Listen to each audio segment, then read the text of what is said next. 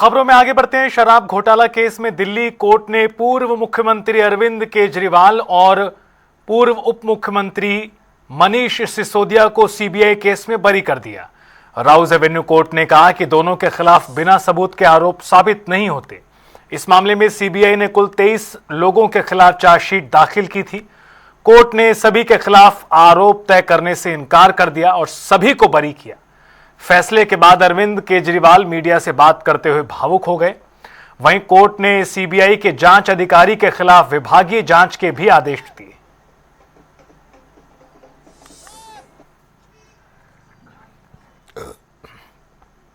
तो दोनों तस्वीरें आपको दिखा रहे हैं। केस में बरी होने के बाद किस तरह से भावुक हुए, रोने लगे, खुद को ईमानदार बताया।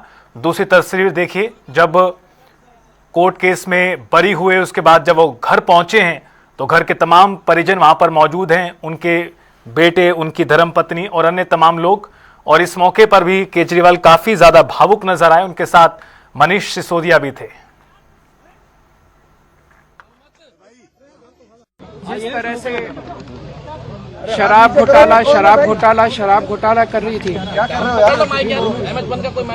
और हमारे ऊपर आरोप लगा रही थी, आज कोर्ट ने सारे आरोप खारिज कर दिए और जितने भी एक्यूज्ड थे सबको डिस्चार्ज कर दिया। हम हमेशा कहते थे सत्य की जीत होती है। हमें भारतीय न्याय प्रणाली पे भरोसा है। मुंह पे जा रहे सर के माइक। मैं जज साहब का बहुत बहुत शुक्रिया अदा करता हूं जिन्होंने हमारे साथ न्याय किया, सत्य की जीत हुई। मैं हमेशा कहता था कि भगवान हमारे साथ है। मोदी जी ने और अमित शाह जी ने देखिए, निचली अदालत ने सबूतों के अभाव में उनको बरी किया है। यह तकनीकी विषय है, क्योंकि यह बात भी सही है कि सैकड़ों की संख्या में सिम कार्ड और फोन सबूत के रूप में नष्ट किए गए थे। अब वो किस भाव से वो सबूत नष्ट किए गए थे, उस कारण से सबूतों का क्या अभाव उत्पन्न हुआ है, इस विषय को लेकर जो भी होगा, सीबीआई एक टेक्निकल इशू है, इस पे अगला स्टेप उठाएगी। वो हाई कोर्ट में जाते हैं या क्या होता है। जहां तक पार्टी का संदर्भ है, इस पूरे डिटेल के आने के बाद वह इस पर स्ट्रक्चर्ड रिप्लाई देगी।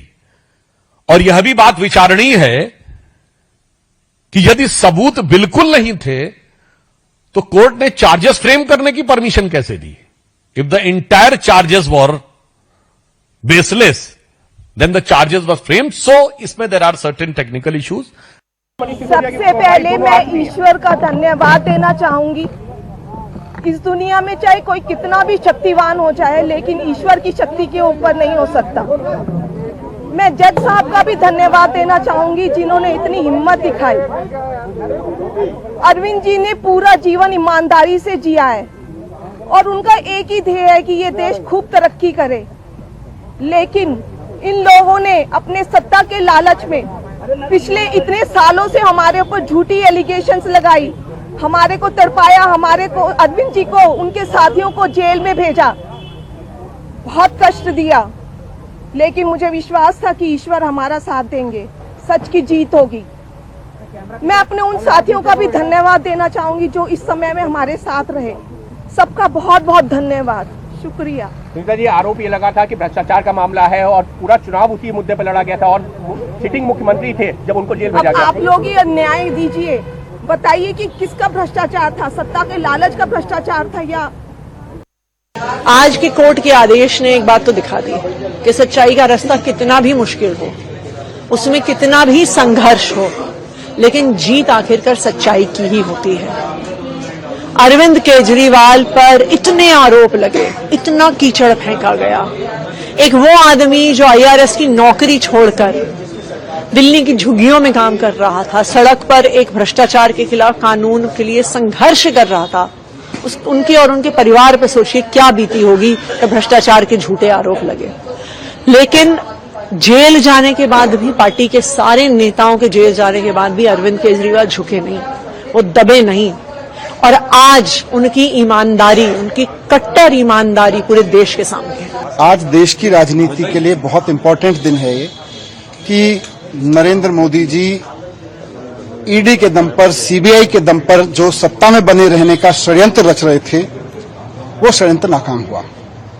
कोई भी विपक्षी पार्टी का नेता अगर ईमानदारी से काम कर रहा है, आम आदमी पार्टी कट्टर ईमानदारी से काम कर रही थी, और नरेंद्र मोदी जी ने ईडी और सीबीआई का इस्तेमाल करके हमें जेल में भिजवा दिया। क्या मिला उनको? आज देश पूछ रहा है उनसे कि भाई क्या मिला आपको? एक शिक्षा मंत्री काम कर रहा था, दिल्ली की जनता ने उसको चुना था। एक मुख्यमंत्री काम कर रहा था, दिल्ली की जनता ने उसको चुना था। आपने क्यों जेल भिजवाया उसको? आज नरेंद्र मोदी जी से देश पूछ रहा है।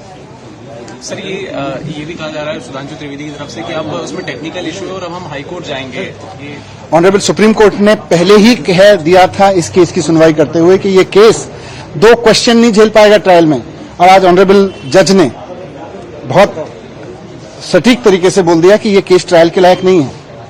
ये केस ट्रायल के लायक ही नहीं है। मोदी जी ने ऐसा केस बनवाया झूठ के आधार पर कि सीबीआई ऑफिसर जिसने बनाया था उसके ऊपर इंक्वायरी सेटअप हो गई है।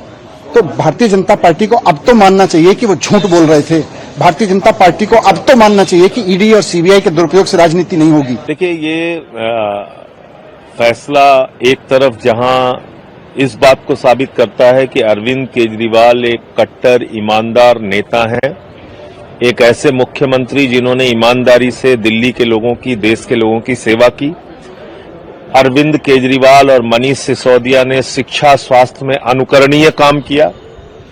आपने उस सरकार को बदनाम किया, साजिश करके बदनाम किया। प्रधानमंत्री जी ने एक षड्यंत्र रचा आम आदमी पार्टी के खिलाफ, केजरीवाल जी के खिलाफ, मनीष सिसोदिया के खिलाफ, हमारे तमाम नेताओं के खिलाफ हम लोगों को जेल में डाला। लेकिन आज इस फैसले ने यह साबित किया है कि प्रधानमंत्री दरअसल देश का विनाश चाहते हैं, विकास नहीं चाहते। बहुत बड़ी जीत है, बहुत बड़ी जीत है।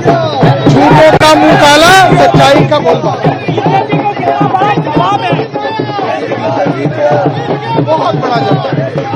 इन लोगों ने एक छोटी सी सरकार को गिराने के लिए एक ईमानदार आदमी के ऊपर झूठे आरोप लगाए, कीचड़ उछाली, उसको बदनाम किया, ह्यूमिलेट किया, उसको बेचारे को जेल में भेजा।